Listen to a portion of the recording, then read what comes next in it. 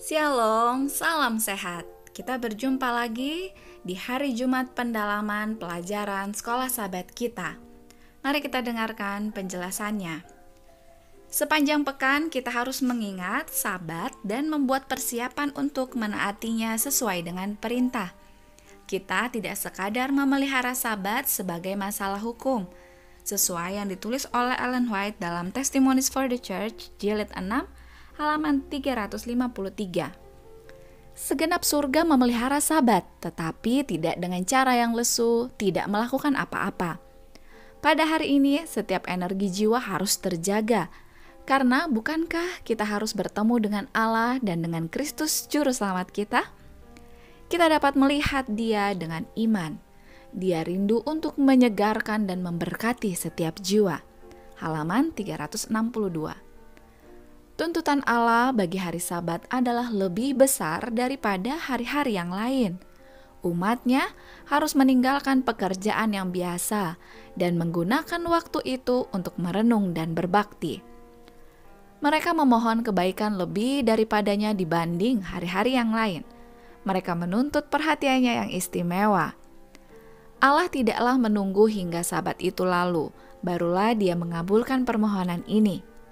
Pekerjaan surga tidak pernah berhenti, dan manusia tidak patut berhenti dari pekerjaan berbuat baik.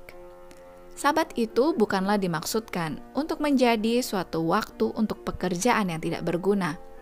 Taurat melarang pekerjaan badani pada hari perhentian Tuhan. Pekerjaan mencari nafkah haruslah berhenti. Tidak ada pekerjaan bagi kesenangan atau keuntungan dunia ini yang diizinkan pada hari itu. Tetapi, sebagaimana Allah telah berhenti dari pekerjaannya menjadikan dan berhenti pada hari Sabat dan memberkati hari itu, begitu pula manusia harus meninggalkan pekerjaan hidup setiap hari dan mengabdikan tiap jam yang suci itu untuk perhentian yang sehat, berbakti, dan melakukan perbuatan yang suci. Pekerjaan Kristus menyembuhkan orang sakit adalah sesuai dengan Taurat, karena perbuatan itu adalah menghormati akan hari Sabat. Tulisan Ellen White dalam Alfa dan Omega, jilid kelima, halaman 213. Pertanyaan untuk diskusi. Yang pertama, kepedulian lingkungan telah menjadi perdebatan politik yang sangat mahal di banyak negara. Bagaimana kita sebagai orang Advent dapat menjadi penata layan alam yang baik tanpa melibatkan agenda politik?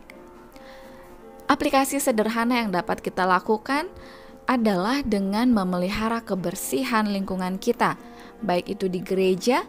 Setiap sampah, misalnya yang paling kecil sekalipun, potongan kertas yang kecil, harus kita letakkan di dalam tempat sampah. Pertanyaan kedua, pelayanan mulai dalam pikiran. Bagaimana kita dapat menumbuhkan pola pikir melayani orang-orang di sekitar kita, dalam keluarga, gereja, dan komunitas kita dengan lebih bersemangat? Bagaimana hari Sabat menawarkan kita lebih banyak kesempatan untuk dapat melakukan hal itu?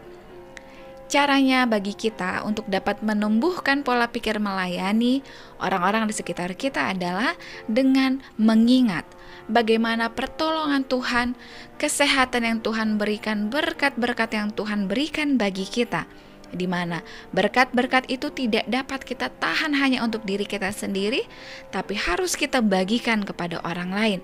Karena semakin banyak kita berbagi sebagaimana talenta yang Tuhan tuliskan perumpamaan di dalam Alkitab, ketika kita mengelola talenta itu, maka talenta itu akan berlipat ganda.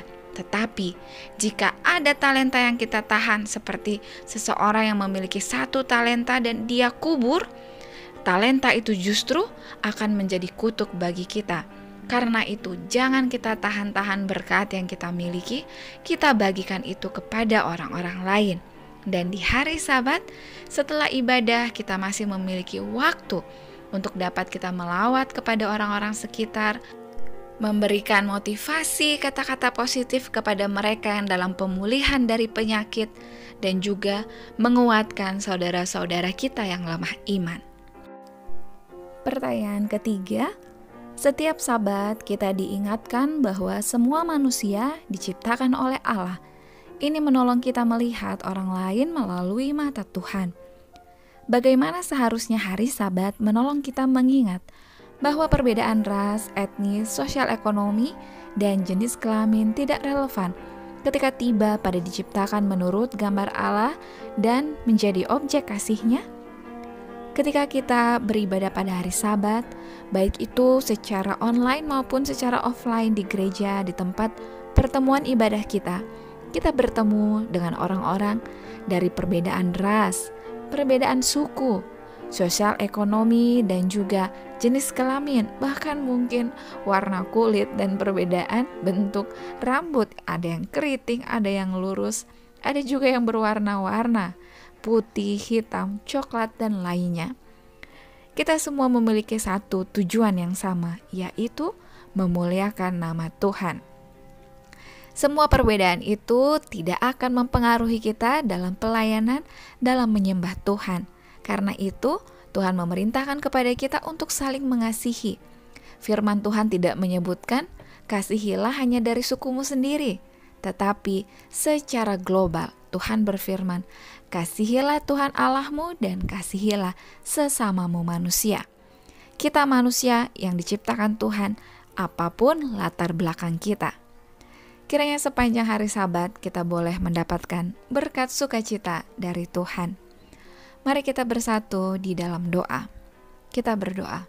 Bapa kami yang di surga, yang adalah Tuhan atas hari Sabat, terima kasih banyak kami sepanjang pekan ini sudah mempelajari lebih dalam akan firman Tuhan, satu perjanjian yang kekal, suatu tanda bahwa kami adalah milik Tuhan ketika kami menguduskan hari Sabat. Kiranya Bapa, kami pun boleh meneruskan pekabaran ini kepada lebih banyak lagi orang, dan kami dapat menjadi saksi Tuhan sehingga Tuhan akan segera datang. Kami memohon kiranya Tuhan berkenan memberkati kami untuk setiap kebutuhan badani maupun perkembangan rohani kami. Di dalam nama Yesus kami berdoa. Amin.